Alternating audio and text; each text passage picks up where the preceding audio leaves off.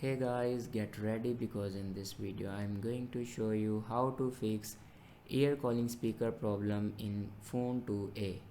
So watch this video carefully and follow every step as I'm showing in video.